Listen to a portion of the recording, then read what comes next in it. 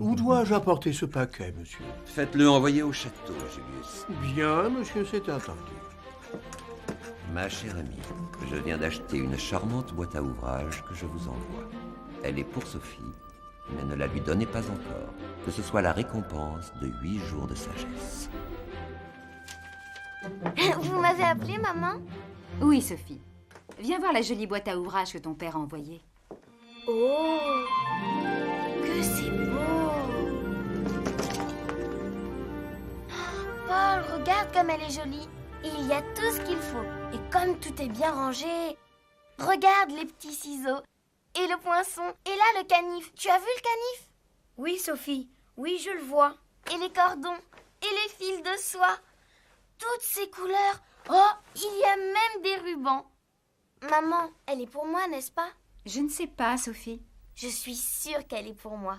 Tiens donc, tu en es sûre. Maman, donnez-la moi, je vous en prie. Un peu de patience, Sophie. Tu es trop pressée. Il faut que tu apprennes à mériter les choses. Et d'abord, tu n'as pas assez d'ordre. Tu ne ranges rien. Tu perdrais les objets les uns après les autres. Maman, je vous assure, j'y ferai bien attention. Tu es trop petite. Tu ne saurais pas t'en servir. Oh, je vous assure que si. Je suis grande maintenant, je commence à savoir broder. Et j'aime bien. Ah oui, vraiment? Et pourquoi tous ces soupirs quand je t'oblige à coudre? C'est justement parce que je n'ai pas le nécessaire. Si j'avais cette boîte, je m'en servirais avec un plaisir. Oh, avec un plaisir. Eh bien, dans ce cas, tâche de coudre avec plaisir sans la boîte. C'est le moyen d'arriver à en avoir une.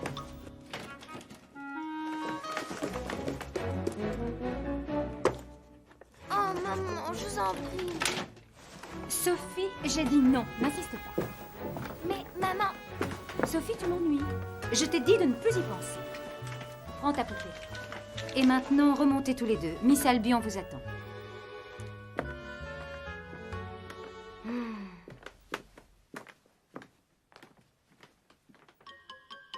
Allez.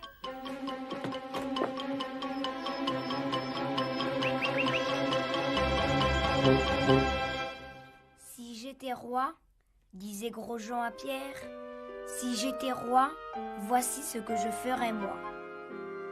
J'aurais un cheval avec 2 panaches pour mieux garder mes moutons et mes vaches.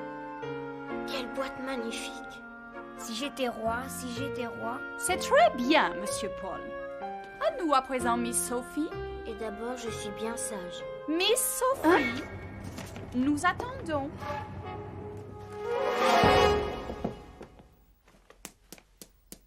Si j'étais roi, lui répondit Gros-Pierre.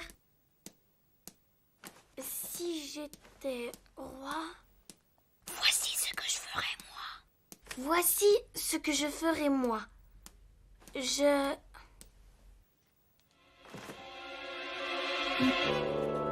Vous n'avez rien appris aujourd'hui, Miss Sophie. Vous vous donnerez la peine de copier ces vers pour la leçon de demain. Et soignez votre écriture. À demain.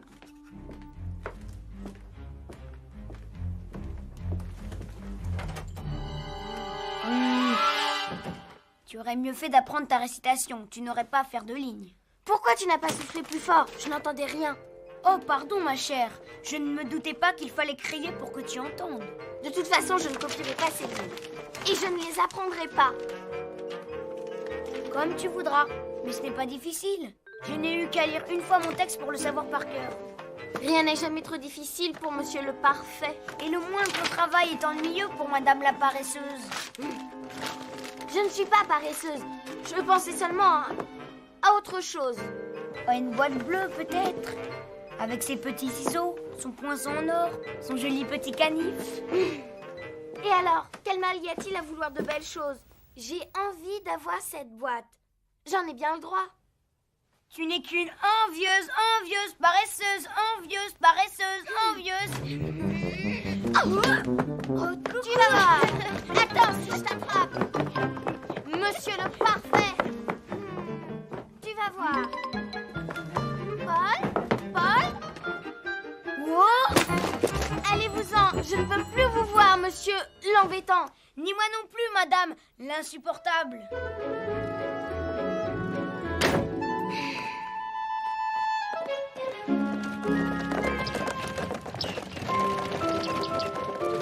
Elisabeth!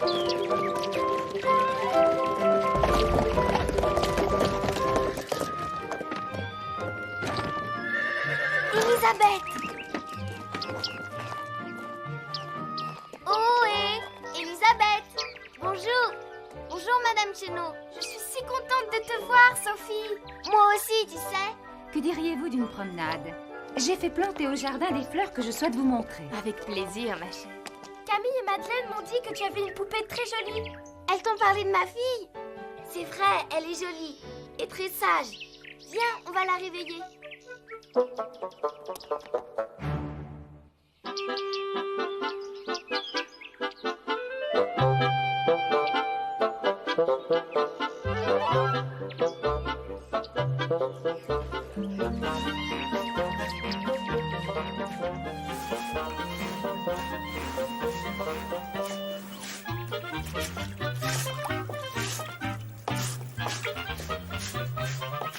Allons, mademoiselle, montrez-moi un peu vos mains. Et les ongles aussi, s'il vous plaît. Quelles oreilles! Tout cela n'est pas très propre. Et le jour où Madame Elisabeth est en visite encore. Sophie, tu as vu? Sa robe a un accroc. Ne vous inquiétez pas. Je m'en occuperai, Mademoiselle Sophie. Tu vois, ta robe est abîmée et je ne peux même pas la recoudre. Alors que si j'avais cette jolie boîte à ouvrage...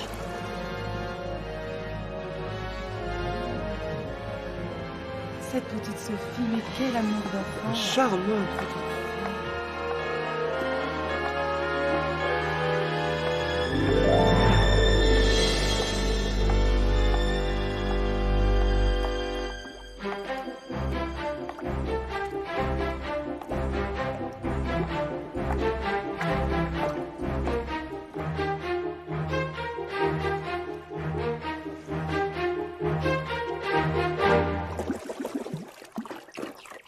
Quelle boîte magnifique. En avoir tellement envie et ne pas l'avoir. Maintenant, j'ai une bonne raison de l'avoir. Il me faut raccommoder la robe de ma poupée.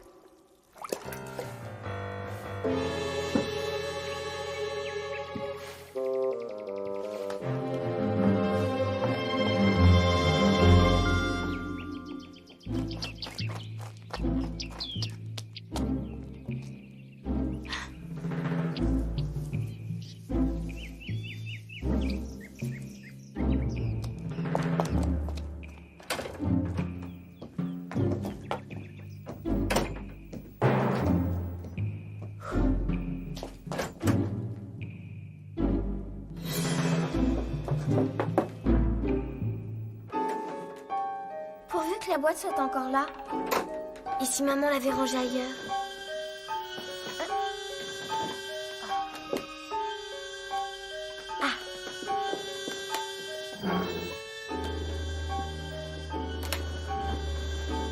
Je vais laisser la boîte. Seulement prendre ce qu'il me faut pour recoudre la robe. Ce joli fil, ce petit dé, une aiguille. Oui, mais laquelle? Bien, je les prends toutes. Et puis cette belle dentelle. Quand maman verra comme j'ai bien travaillé sur la robe de ma poupée, elle sera très contente et elle me donnera la boîte. Merlouchet! Merlouchet, attendez! Qu'est-ce qu'il y a à l'envers? Madame préfère voir ses fleurs dans la salle à manger. C'est comme elle veut, madame.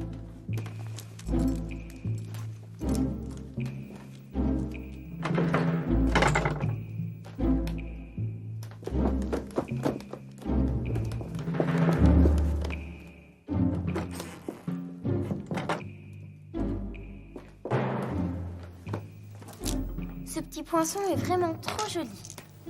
Et ces fils de soie, je les aime tous, surtout ce rose. Quelle merveille! Me voilà bien gâtée. Quelle bonne idée a eu mon papa. De toute façon, je suis sûre que c'est en pensant à moi qu'il a acheté cette jolie boîte.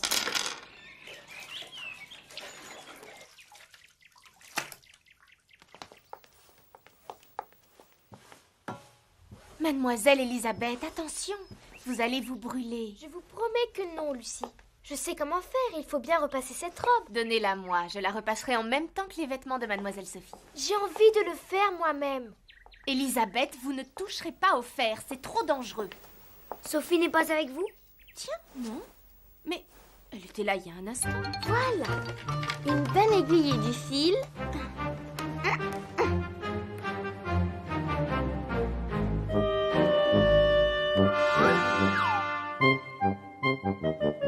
Sophie?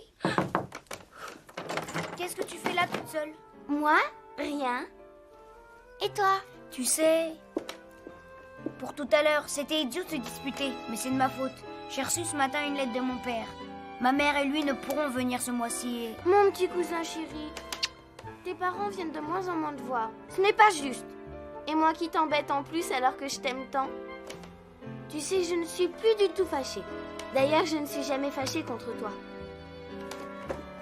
Comme dirait maman, je m'apporte parfois, c'est tout. Tu t'emportes souvent un peu trop haut. Mais je sais bien que tu m'aimes, toi. Allez, viens jouer avec nous. J'ai laissé ma poupée dans son bain. Allez-vous m'écouter? Je vous ai dit de ne pas toucher au fer. Je les veux. Méchante Lucie, lâchez-moi. Lucie! Ma pauvre Lucie. Là, ça va aller mieux. Tu es méchante, Elisabeth. Oh, Lucie, pardon. Oh, Lucie, je ne voulais pas vous faire mal. Je ne voulais pas. Allons, ne pleurez pas comme ça. Ce n'est pas bien grave. Montrez-moi cette brûlure. Lucie, il ne faudra rien dire à sa maman pour qu'elle ne se fasse pas gronder. Bien sûr, mademoiselle Sophie. Ne vous inquiétez pas. Merci, Lucie. Voilà, c'est fini. Et si vous vous occupiez un peu de cette demoiselle, elle va finir par prendre froid. Pauvre poupée, je l'avais presque oubliée. On va t'aider. Oh, Oh, les couleurs de son visage. mais pauvre poupée, elle est toute pâle. Vous l'avez laissée avec du savon plein les joues. Voilà comment tu t'occupes de ta poupée, pauvre petite. Oh, tu n'y connais rien. Elle manque d'exercice, voilà tout. C'est ce qui explique sa pâleur.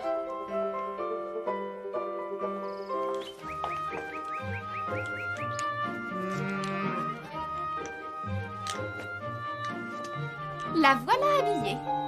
On la prendre l'air. Marthe, nous prendrons le thé dans le salon. Bien, madame. Venez, je voudrais vous montrer une très jolie boîte à ouvrage que mon mari vient d'envoyer de Paris. Encore!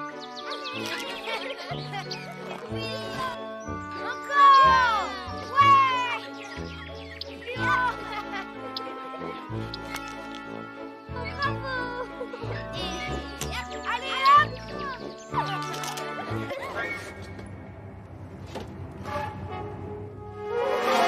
En effet, voilà un bien bel objet. Attendez de voir ce qu'elle contient. Il y a tout le nécessaire. Je n'en ai jamais vu de si complète. Elle vole presque. Et cette fois, le gros tour. Elle va toucher les nuages si ça continue. Prête? Prête. Waouh!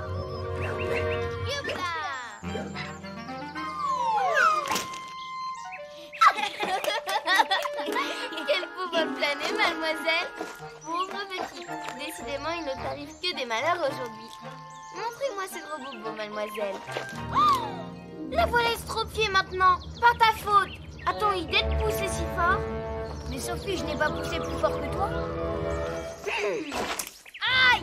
Tu vas voir. Mais...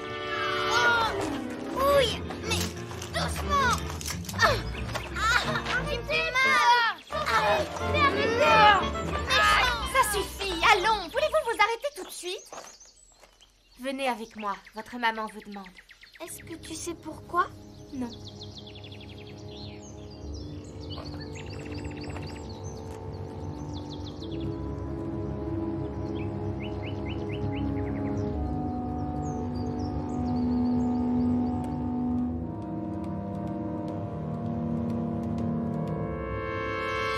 Cette boîte que vous voyez contenait ce matin encore un nécessaire à couture aussi complet que joli. Quelqu'un sait-il où il se trouve à présent? Non. Non, madame. Bien. Sophie? Sophie, où es-tu?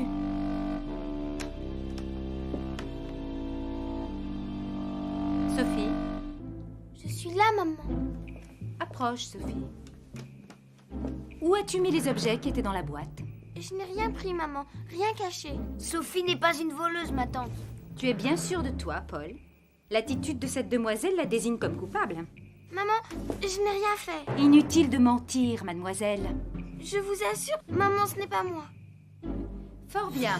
Vous allez monter dans votre chambre et nous allons tous vous y suivre. Sophie, moi je sais bien que ce n'est pas toi.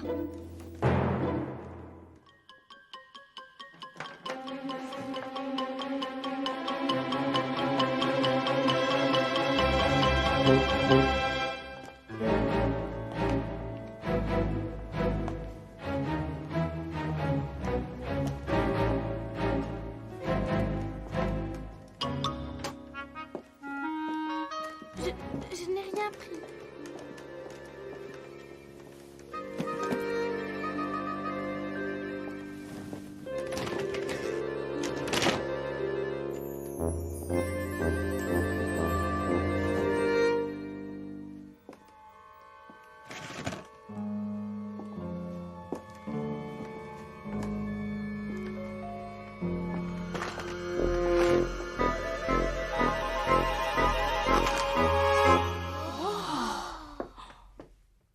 Sophie, non seulement vous avez volé, mais en plus vous avez menti. Et vous savez que je n'aime pas ça. Non, J'avais je une n'aime bonne pas les raison, menteuses. maman. Je voulais être bien sage. Sage? Je ne vois pas en quoi vous êtes sage. Vous n'êtes plus en âge de faire de telles sottises. Qu'espériez-vous donc en dérobant ces objets? Je voulais raccommoder la robe de ma poupée. Ne pouviez-vous me demander de quoi faire ce travail? Je regrette, ma petite maman. Je vous assure que je ne le ferai plus. Elisabeth, mais qui t'a fait ça? Sophie, n'arrêterez-vous donc jamais? Sophie n'y est pour rien, madame. Je me suis brûlée moi-même en désobéissant à Lucie. Et Paul, Lucie, dites-leur. C'est vrai, ma tante. Mademoiselle Elisabeth vous dit la vérité, madame. Sophie ne voulait pas qu'Elisabeth se fasse gronder. Je suis heureuse de voir que tu penses parfois aux autres. Et maintenant, laissons cette demoiselle. Paul?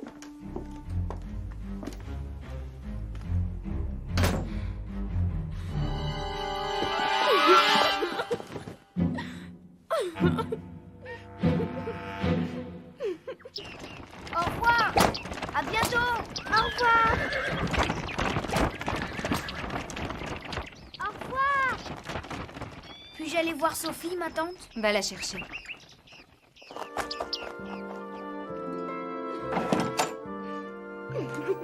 Sophie? Sophie? Sophie, viens. Ma tante voudrait que tu descendes.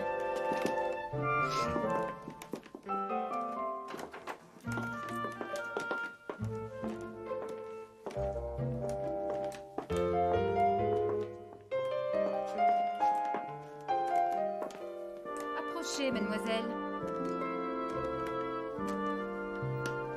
Je souhaite seulement vous lire la lettre qui accompagnait la boîte envoyée par votre père. Ma chère amie, je viens d'acheter une charmante boîte à ouvrage que je vous envoie. Elle est pour Sophie. Non. Mais ne la lui donnez pas encore. Que ce soit la récompense de 8 jours de sagesse. Il s'agit d'un beau présent et je veux qu'elle sache le mériter. Je vous laisse juge du moment où vous pourrez lui offrir ce cadeau qui devrait lui permettre de broder de bien jolies choses. Sophie!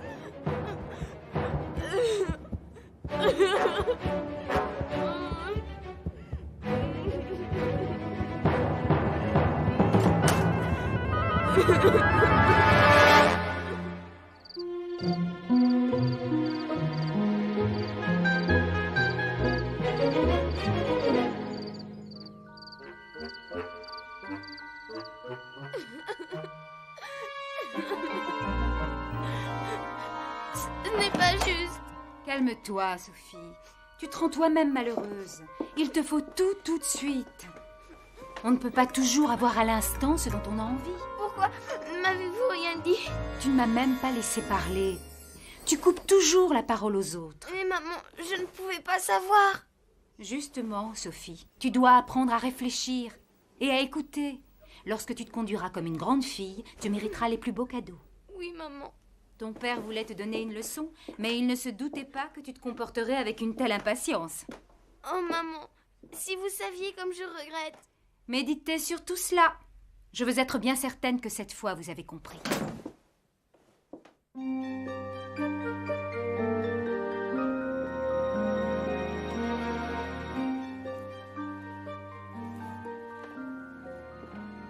Eh bien, mademoiselle, vous êtes calmée?